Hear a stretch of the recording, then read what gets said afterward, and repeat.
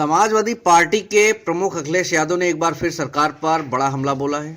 अखिलेश यादव ने कहा है कि हमारे मुख्यमंत्री कह रहे हैं कि नौकरियों की बारिश हो रही है, लेकिन हकीकत यह है कि बेरोजगारी में यूपी आज भी सबसे आगे खड़ा है।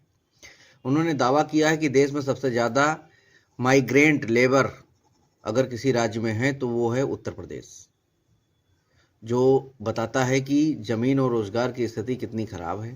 अखिलेश यादव ने कहा कि आंकड़ों से साफ है, सरकार के दावों और जनता की जिंदगी में बड़ा अंतर है। रोजगार के बड़े बड़े वादों के बावजूद युवाओं को मजबूरी में प्रदेश छोड़कर बाहर काम करने के लिए जाना पड़ रहा है। Prime time news, Lucknow.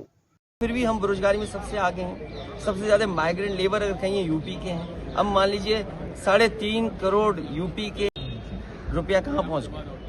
IMF ने क्या बातें आपसे कही कि आप डेटा किस तरह का पेश कर रहे हैं, ये प्रश्न लग रहा है, भारत पर लग रहा है। हमारे मुख्यमंत्री कह रहे हैं कि नौकरियां बह रही हैं, बारिश हो रही है नौकरियों की, और फिर भी हम बेरोजगारी में सबसे आगे हैं। सबसे ज्यादा माइग्रेंट लेबर अगर कहीं यूपी के हैं। अब मान लीजिए 3.5 करोड़ यूपी के लेबर बाहर हैं, जो गुजरात में काम कर रहे हैं, महाराष्ट्र में काम कर रहे हैं। उन्हें कितनी तकलीफ होगी, बोर्ड कहाँ बनवाए, महाराष्ट्र में बनवाएं, गुजरात में बनवाएं कि यूपी में बनवाएं।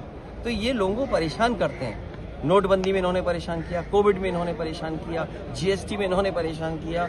अब इन्हें SIR के माध्यम से परेशान इसलिए कर रहे हैं कि बुनियादी सवाल न उठाए जाए।